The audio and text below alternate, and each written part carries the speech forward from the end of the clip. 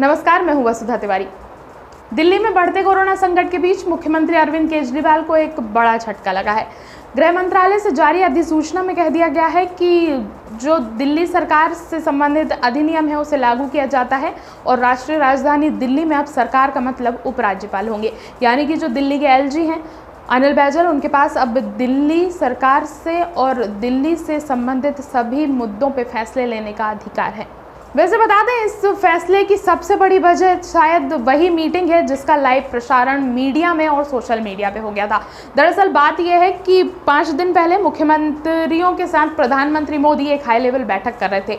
जिन राज्यों में कोरोना का संकट बेहद ज़्यादा है, जहां कोरोना के मामले सबसे ज़्यादा आ रहे हैं, उन राज्यों के मुख्यमंत्रियों के साथ प्रधानमंत्री मोदी एक हाई लेवल बैठक कर रहे थे। उस दौरान जो सीएम केजरीवाल हैं वो भी उस बैठक में मौजूद थे और उनकी जो स्पीच थी उनके ऑफिस से, जो दिल्ली में मुख्यमंत्री ऑफिस है, उस ऑफिस से उनका जो स्पीच है या जो वो जानकारी प्रधानमंत्री को दे रहे थे कोरोना के संबंध में, वो प्रसारित कर दी गई थी। मतलब वो जो स्पीच थी वो लाइव कर दी गई थी सोशल मीडिया पर और मीडिया पर भी, जिसके बाद से प्रधानमंत्री मोदी भी शायद उस बैठक में नाराज हुए थे। उन्होंने अरविंद केजरीवाल से ये भी कहा था कि अभी तक किसी भी मुख्यमंत्री ने, या वो मुख्यमंत्री चाहे बीजेपी का हो या विपक्ष का हो, किसी भी मुख्यमंत्री ने ऐसी हाई लेवल मीटिंग का कोई भी फुटेज या कोई भी स्पीच या थोड़ी सी भी क्लिप कहीं भी मीडिया में प्रसारित नहीं की है। ये आपने प्रोटोकॉल को तोड़ा है, ये प्रोटोकॉल की धज्जियां उड़ाई गई हैं इस मीटिंग की।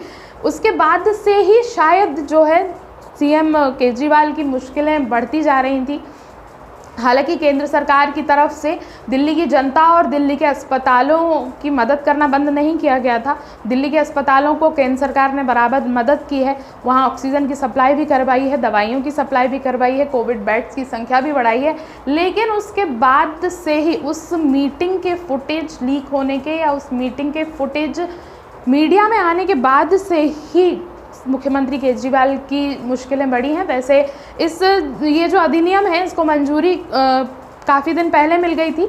कुछ दिनों पहले भी मीडिया में खबर आई थी कि अब दिल्ली में एलजी की सरकार होगी, लेकिन कोरोना के संकट को देखते हुए केंद्र सरकार अपनी शक्तियों का उपयोग नहीं कर रहा था। वो ये सोच रहा था कि ठीक है, जो मुख्यमंत्री अरविंद केजरीवाल वहाँ सरकार चला रहे हैं और जो फैसले ले रहे हैं वो सही है। लेकिन शायद कहीं ना कहीं जो उस दिन मीटिंग लाइव की गई थी अरविंद केजरीवाल के ऑफिस से, तब से केंद्र और प्रधानमंत्री मोदी उनसे नाराज़ चल रहे थे, जहाँ तक सबका मानना है। उसके बाद से ही केजरीवाल की मुश्किलें बढ़ी हैं। हालांकि केजरीवाल ने इस कानून के संबंध में काफ़ी विरोध भी किया था और उन्होंने सुप्रीम कोर्ट के फैसले का हवाला भी दिया था, लेकिन सुप्रीम कोर्ट ने भी यही कहा था कि जनता के लिए सरकार सबसे अहम है और जो सरकार चुनकर लाई जाती है राज्य में वही सरकार सर्वोच्च होती है।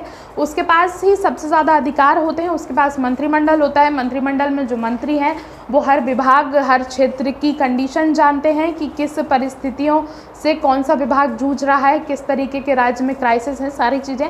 लेकिन केंद्र के पास भी उतने ही अधिकार हैं और केंद्र ने अब अपने अधिकार का उपयोग करते हुए दिल्ली में एलजी की सरकार की घोषणा कर दी है। इसका मतलब जो उपराज्यपाल हैं अनिल बैजल, उनके पास अब दिल्ली और दिल्ली से संबंधित सभी तरीके के मुद्दों के फैसले लेने का अधिकार है। नमस्कार।